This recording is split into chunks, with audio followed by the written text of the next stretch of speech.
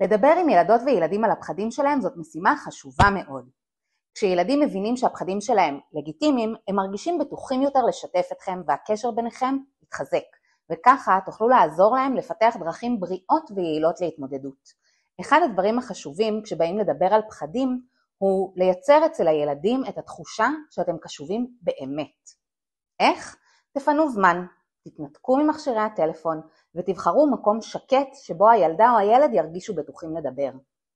כשהילדים משתפים אתכם בפחדים שלהם, אל תמעיטו במה שהם מרגישים. תוותרו על משפטים כמו אין לך ממה לפחד או זה לא נורא.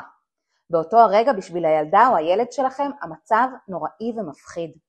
במקום זה תשתמשו במשפטים כמו אני מבין שאתה מפוחד או זה הגיוני לפחד לפעמים.